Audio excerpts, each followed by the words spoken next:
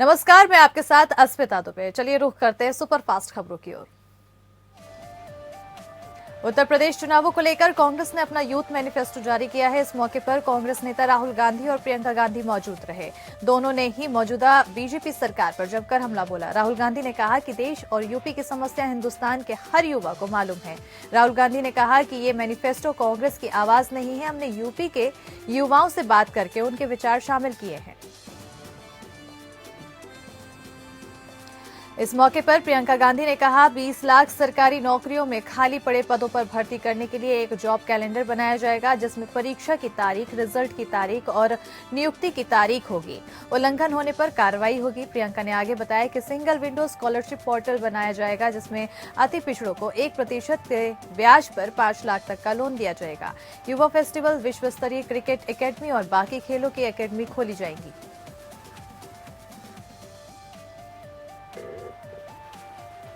UP में जैसे जैसे चुनाव नजदीक आ रहे हैं, वैसे वैसे राजनीतिक दलों का चुनाव प्रचार और तेज हो रहा है। तो वहीं आज बीजेपी के राष्ट्रीय अध्यक्ष जेपी नड्डा आगरा में राउली महादेव मंदिर में पूजा की है और इसके बाद पदाधिकारियों के साथ बैठक करेंगे।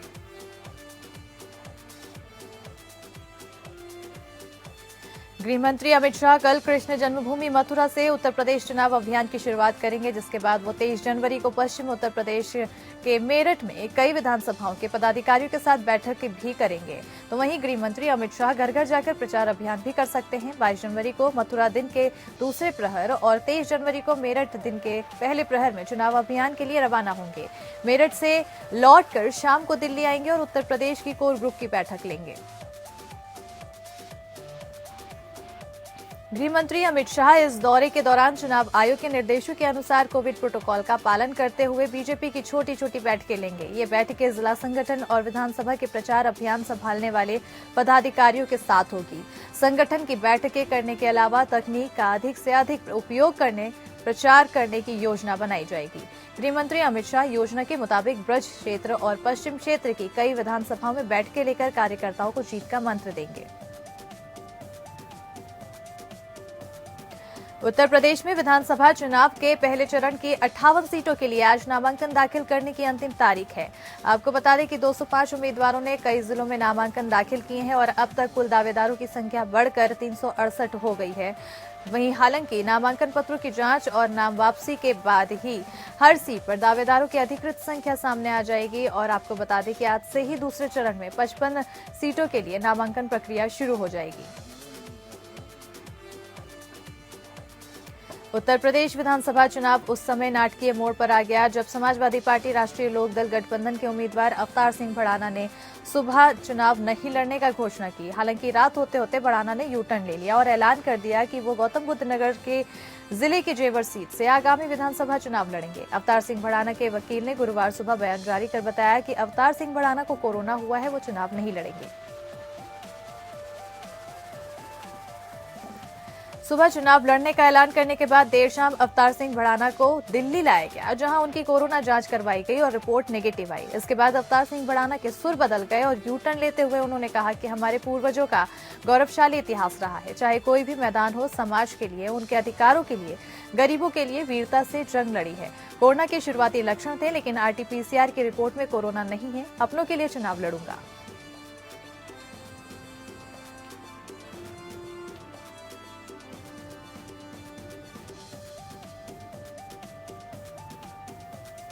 कांग्रेस आज उत्तराखंड के लिए उम्मीदवारों की लिस्ट जारी कर सकती है। दिल्ली में केंद्रीय चुनाव समिति की बैठक के बाद देर शाम 45 से ज्यादा प्रत्याशियों की पहली सूची जारी की जा सकती है। कांग्रेस की नजरें बीजेपी की ओर से जारी होने वाली सूची पर टिकी हुई थी। बीजेपी ने 59 प्रत्याशियों की घोषणा कर दी है। बीजेपी की ओर से प्रत्याशियों पर स्थिति साफ होने के बाद कांग्रेस ने भी CEC की बैठक की, जिसमें आपको बता दें कि बैठक के बाद देर शाम तक प्रत्याशियों की घोषणा की जाएगी। बैठक में भाग लेने के लिए पूर्व मुख्यमंत्री हरीश रावत, प्रदेश कांग्रेस अध्यक्ष गणेश गोतियाल और नेता प्रतिपक्ष प्रीतम सिंह को दिल्ली में रोका गया है और प्रदेश के तीनों दिग्गज नेता 9 दिनों से दिल्ली में ही डेरा डाले हुए हैं। 10वें दिन प्रत्याशियों की सूची घोषित होने के बाद ही उनकी वापसी हो सकेगी। कांग्रेस शुक्रवार को प्रदेश में विधानसभा चुनाव के प्रत्याशियों की पहली सूची जारी करेगी। प्रधानमंत्री नरेंद्र मोदी ने आज वीडियो कॉन्फ्रेंसिंग के जरिए सोमनाथ में नए सर्किट हाउस का उद्घाटन किया है। उद्घाटन के बाद प्रधानमंत्री ने सभा को संबोधित किया। सोमनाथ मंदिर में हर साल देश विदेश से लाखों श्रद्धालु आते हैं। नया सर्किट हाउस 30 करोड़ रुपए से अधिक की लागत से निर्मित किया गया है। ये सोमनाथ मंदिर के पास स्थित है। निर्माण इस तरह से किया गया है कि प्रत्येक कमरे से समुद्र का दृश्य दिखाई देता है।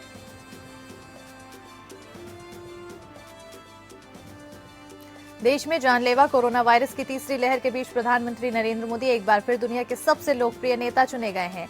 अमेरिकी data intelligence firm the morning consult के सर्वे के मुताबिक प्रधानमंत्री नरेंद्र मोदी ने अप्रूवल रेटिंग में अमेरिकी राष्ट्रपति जो बाइडेन और ब्रिटिश प्रधानमंत्री बोरिस जॉनसन समेत दुनिया के 13 राष्ट्र प्रमुखों को पीछे छोड़ दिया है।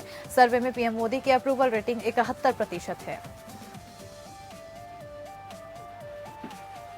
13 से 19 जनवरी के बीच कराए गए इस सर्वे में भारतीय प्रधानमंत्री दुनिया के कई राष्ट्रपतियों और प्रधानमंत्रियों से काफी आगे हैं। पीएम मोदी ने मैक्सिकन राष्ट्रपति Andre Manuel Lopez Obrador, Italy के प्रधानमंत्री मौरियो द्राघी और जर्मन चांसलर ओलोफ सोल्ज, अमेरिकी राष्ट्रपति जो बाइडेन समेत कई बड़े नेताओं को लोकप्रियता के ग्राफ में पीछे छोड़ दिया है। इस बार के सर्वे में अमेरिकी राष्ट्रपति 6ठे नंबर पर हैं, तो वहीं ब्रिटिश प्रधानमंत्री 13वें पोजीशन पर हैं। देश में जानलेवा कोरोना वायरस महामारी के मामले लगातार बढ़ रहे हैं। साथ ही कोरोना की सबसे तेजी से फैलने वाले वेरिएंट ओमिक्रॉन के मामले भी बढ़ रहे हैं। देश में पिछले 24 घंटों में कोरोना वायरस के 3,47,254 नए केस सामने आए हैं और 703 लोगों की मौत हो गई है। वहीं अब तक कोरोना के ओमिक्रॉन वेरिएंट के 9,692 मामले सामने आ चुके हैं।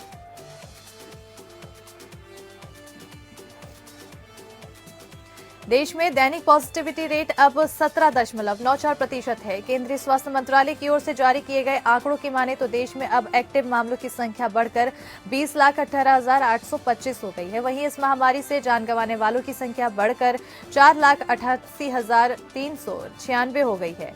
राष्ट्रव्यापी टीकाकरण मुहिम के तहत अभी तक कोरोना वायरस रोधी टीकों की 100 करोड़ से ज्यादा डोज लगाई जा चुकी है। इस बार दिल्ली में ठंड रिकॉर्ड तोड़ रही है। दिल्ली में ठंड ने इस बार 7 सालों का रिकॉर्ड तोड़ दिया है। सफदरजंग समेत अन्य मानक केंद्रों पर 7 से 10 दिन तक सबसे लंबा सर्द दिन का दौर रिकॉर्ड किया गया है। इससे पहले साल 2015 में 11 से 13 दिनों तक सर्द दिन का दौर रिकॉर्ड किया गया था। मौसम वैज्ञानिकों का दावा है कि पश्चिमी विक्षोभ की सक्रियता के बाद सर्दी दोबारा रंग दिखा सकती है। मौसम विभाग का मानना है कि अभी सर्दी से राहत नहीं मिलने वाली है। इसके साथ कोहरा भी बना रहेगा। वहीं अगले 2 दिन बारिश होने की संभावना है। पिछले हफ्ते से दिल्ली के अलग अलग मानक केंद्रों पर ज्यादातर पारा सामान्य से 4 से लेकर 5 डिग्री सेल्सियस कम दर्ज किया गया है। वहीं कुछ मानक केंद्रों पर यह सामान्य से 6 डिग्री तक लुढ़का है। पिछले 14 जनवरी को नरेला में अधिकतम तापमान 11 डिग्री सेल्सियस दर्ज किया गया था, जबकि 15 जनवरी को यह लुढ़क कर 10.7 डिग्री सेल्सियस तक पहुंच गया था। राजधानी दिल्ली में शुक्रवार को सुप्रीम कोर्ट के गेट पर एक व्यक्ति ने खुद को आग लगा दी। घायल युवक को अस्पताल में भर्ती कराया गया। खुद को आग लगाने वाले शख्स का नाम राजभर गुप्ता है और वो नोएडा का रहने वाला है। पुलिस मामले की जांच में जुट चुकी है। अब्दुल्ला आजम ने रामपुर के समाजवादी पार्टी कार्यालय में कार्यकर्ताओं को संबोधित किया है। इसी दौरान पिता आजम खान के साथ जेल में गुजारे गए 23 महीने का जिक्र भी किया। पिता की तबीयत खराब होने के समय आईसीयू के भर्ती होने के बाद भी सोचकर आंखों में आंसू भी छलक आए। वहीं उन्होंने अपने विरोधियों पर सियासी तीर भी जमकर छोड़ा। जौनपुर के थाना बदलापुर और बक्सा पुलिस के साथ हुई मुठभेड़ में 20,000 रुपए का इनामी फरार अपराधी सत्य प्रकाश गौतम को गोली लगी, जिसके बाद पुलिस ने उसे घायल अवस्था में गिरफ्तार कर लिया है। पुलिस ने उसके कब्जे से एक चोरी की मोटरसाइकिल, एक तमंचा, जिंदा कारतूस और अवैध अपमिश्रित शराब बरामद किया है।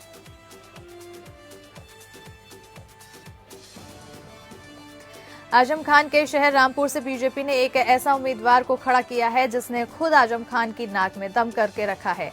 ये कैंडिडेट आकाश सक्सेना उर्फ हनी है। आजम खान के खिलाफ 80 से ज्यादा मामले दर्ज कराने और उनकी पैरोकारी करने वाले आकाश सक्सेना को रामपुर नगर से आजम खान के मुकाबले भारतीय जनता पार्टी का प्रत्याशी बनाकर शायद उन्हें ये इनाम दिया गया है। आकाश सक्सेना के पिता शिव बहादुर सक्सेना रामपुर की स्वाट टांडा विधानसभा सीट से बीजेपी के टिकट पर ही 4 बार विधायक बने हैं और उसके बाद कल्याण सिंह सरकार में मंत्री भी रहे हैं।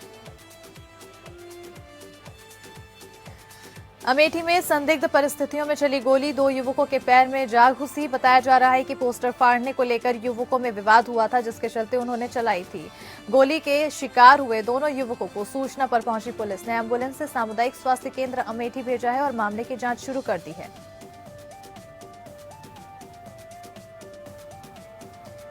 सहारनपुर में आने वाली 14 फरवरी को दूसरे चरण के मतदान के लिए शुक्रवार से नामांकन प्रक्रिया शुरू हो गई है। जिले की सभी 7 विधानसभा में नामांकन प्रक्रिया शुरू हो गई है। इसके लिए कलेक्ट्रेट में बैरिकेडिंग की गई है। कोविड गाइडलाइन का भी जिला प्रशासन की ओर से कड़ाई से पालन कराया जा रहा है। पूरी व्यवस्था को लेकर जिला प्रशासन अलर्ट है।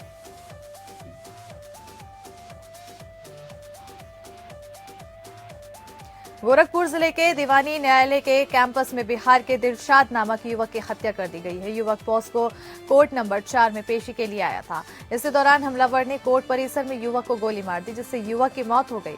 हत्यारे को लोगों की मदद से पुलिस ने दौड़ाकर पकड़ा है और 2 गोली लगने से युवक की मौके पर ही मौत हो गई है।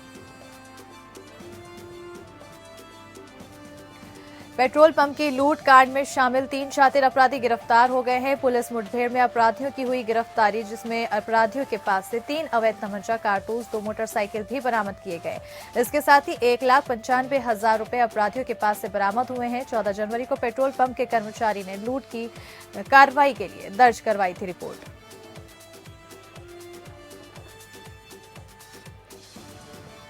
बदायूं में नामांकन के दौरान गेट पर तैनात पुलिसकर्मियों से सहसवान से बीजेपी प्रत्याशी और जिला अध्यक्ष से बहस हो गई।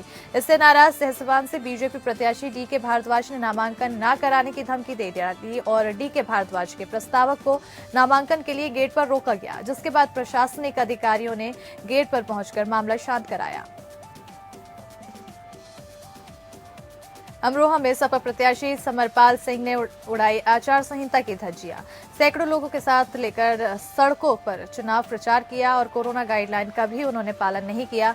नौगावा सादात विधानसभा प्रत्याशी से अमरपाल सिंह हैं।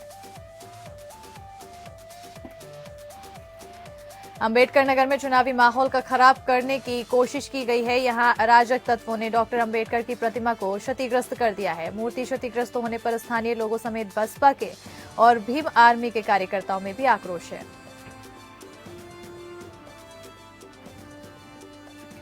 समाजवादी पार्टी टिकट वितरण के बाद से मुरादाबाद जनपद में कांठ विधानसभा में पूर्व कैबिनेट मंत्री कमाल अख्तर का जबरदस्त विरोध हुआ है, तो वहीं कुंदर की विधानसभा से सपा विधायक हाजी रिजवान का टिकट कटने से उनके समर्थक सड़क पर उतर आए हैं और नारेबाजी करते हुए संभल से सपा सांसद डॉक्टर शफीकुर रहमान वर्ग का बीच सड़क पुतला फूंक दिया। दरअसल कुंदर की विधानसभा से वर्तमान विधायक हाजी रिजवान का टिकट काटकर संभल से सपा सांसद डॉक्टर शफीकुर रहमान के पोते जियारुर रहमान बर्क को सपा ने प्रत्याशी बनाया है। मथुरा के मांड विधानसभा से बसपा के प्रत्याशी श्याम सुंदर शर्मा ने कलेक्ट्रेट पहुंचकर नामांकन दाखिल किया। इस दौरान उन्होंने बीजेपी और सपा पर जमकर निशाना साधा। श्याम सुंदर शर्मा ने कहा कि हमारा मुद्दा जवाहर बाग कांड भी और जमुना एक्सप्रेसवे भी है, जिसके सपने धूमिल हो रहे हैं। बढ़ते डीजल पेट्रोल का भी हमारा है और लोग बेरोजगार घूम रहे हैं, जो किसानों को खालिस्तानी बता रहे हैं, वो हमारा सबसे बड़ा मुद्दा है।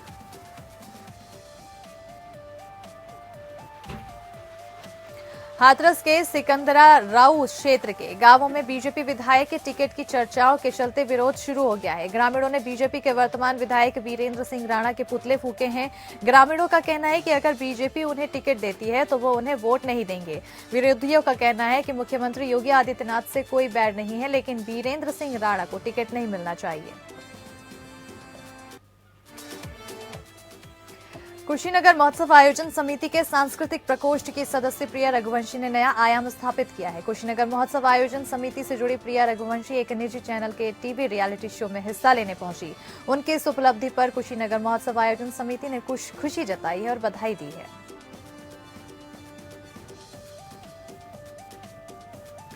कौशाम्बी जिले में जिला पंचायत सदस्य के पति और डिप्टी सीएम केशव प्रसाद मौर्य के करीबी राजीव मौर्य संदिग्ध परिस्थितियों में लापता हो गए हैं। बृहस्पतिवार की सुबह एक होटल के पास उनकी गाड़ी लावारिस हालत में मिलने पर हड़कंप मच गया। मौके पर पहुंची पुलिस ने घंटों छानबीन की, लेकिन राजीव मौर्य का कोई भी पता नहीं चल सका है।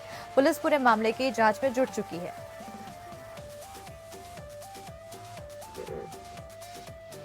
कानपुर देहात में माती कलेक्ट्रेट ग्राउंड में समाज कल्याण सेवा समिति के तत्वाधान में समिति के अध्यक्ष महासचिव धनीराम बौद्ध द्वारा सर्वधर्म प्रार्थना सभा का आयोजन किया गया है। यहां पर समिति द्वारा अब तक 14,000 शवों का दाह संस्कार कराए जाने पर उनकी आत्मा की शांति के लिए कैंडल जलाकर 2 मिनट का मौन रखा गया।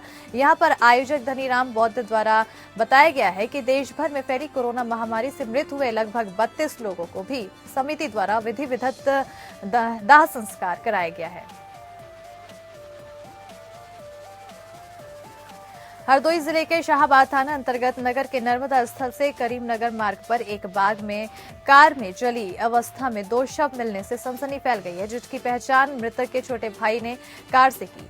घटनास्थल पर पहुंचे एसपी राजेश द्विवेदी ने बताया कि दोनों मृतक की सीडीआर निकाली जा रही है। जांच के बाद ही कुछ कहा जा सकता है। घटना में जो भी दोषी होगा उन्हें किसी भी कीमत पर बख्शा नहीं जाएगा। फॉरेंसिक टीम ने घटनास्थल का बारीकी से निरीक्षण किया है।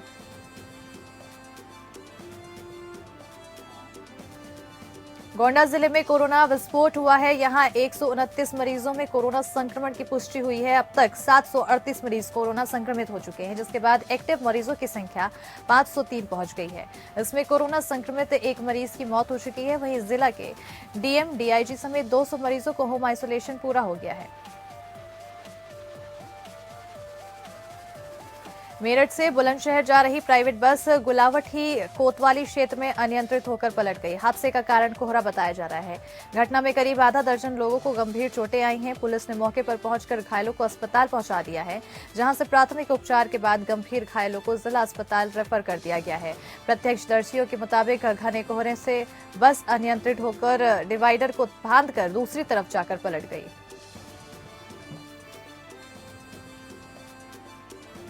बरेली में पुलिस ने 4 शातिर वाहन चोरों को गिरफ्तार किया है। चोरों के कब्जे से अवैध तमंचे, कारतूस, 5 मोटरसाइकिल और 8 मोबाइल बरामद किए गए हैं। ये लोग लंबे समय से चोरी की घटना को अंजाम दे रहे थे।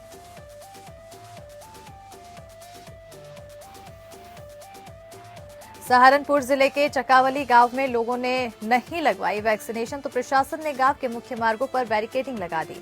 आपको बता दें कि केवल वही व्यक्ति गांव के बाहर जा सकता है जिसने कोरोना वैक्सीन लगवाई हो और उसका सर्टिफिकेट उसके पास हो।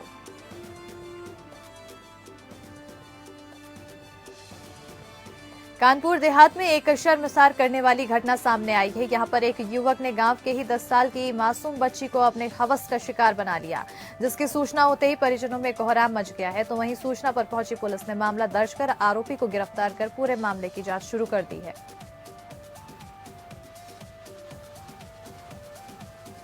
कानपुर बेकनगंज पुलिस ने लूट की घटना का खुलासा किया है। यहां पर बताया जा रहा है कि क्षेत्र के रेडीमेड बाजार में बीते 17 जनवरी को कपड़े की दुकान से 9 लाख रुपए चोरी हुए थे, जिसके बाद दुकान मालिक की तहरीर पर पुलिस ने मुकदमा दर्ज कर आरोपी की तलाश शुरू की, जिसके बाद पुलिस ने मामले का खुलासा करते हुए महज 48 घंटे में ही चोरी की वारदात का अनावरण करते हुए अभियुक्त को गिरफ्तार किया है, जिसके पास से 8,84,000 रुपए बरामद किए गए हैं।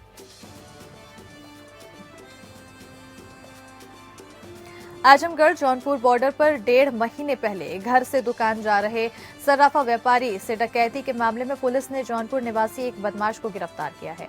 पकड़े गए आरोपी के पास से छीने गए 1.25 लाख की कीमत के 12 ग्राम से ज्यादा सोने के जेवर और करीब 1 किलो चांदी के जेवर के साथ ही तमंचा और बाइक बरामद किया गया है। जौनपुर पुलिस को बड़ी सफलता मिली है। यहां पर बक्सा पुलिस और आबकारी सदर की संयुक्त टीम ने छापेमारी कर 21 पेटी अवैध अपमिश्रित शराब के साथ एक महिला समेत 2 शराब तस्करों को गिरफ्तार किया है, जिसके बाद पुलिस ने जानकारी देते हुए बताया है कि मुखबिर की सूचना पर छापेमारी कर 2 तस्करों को गिरफ्तार किया गया और आगे की कार्रवाई की जा रही है।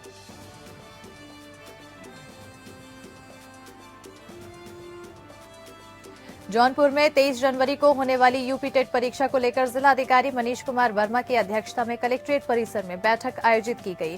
प्रेक्षागृह में संबंधित अधिकारियों, कर्मचारियों, सेक्टर मजिस्ट्रेट, जोनल मजिस्ट्रेट, सभी कॉलेजों के प्रधानाचार्य, प्रबंधक द्वारा आवश्यक बैठक करते हुए जिलाधिकारी ने सभी को आवश्यक दिशा निर्देश दिए।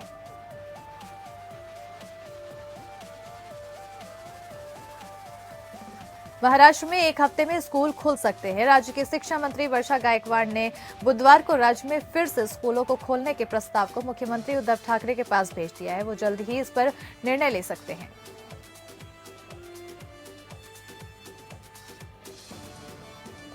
कोरोना संक्रमण की मार झेल रही मुंबई में कुछ लोग कोरोना वैक्सीनेशन के फर्जी सर्टिफिकेट का गोरख धंधा कर रहे हैं। क्राइम ब्रांच की टीम ने एक ऐसे गिरोह का पर्दाफाश किया है और गोरेगांव इलाके से 2 लोगों को गिरफ्तार किया है। ये गिरोह जिन लोगों ने वैक्सीन नहीं ली है उन्हें वैक्सीन की दोनों डोज का फर्जी सर्टिफिकेट बनाकर देता था। उसके बदले में 1500 रुपए चार्ज करता था।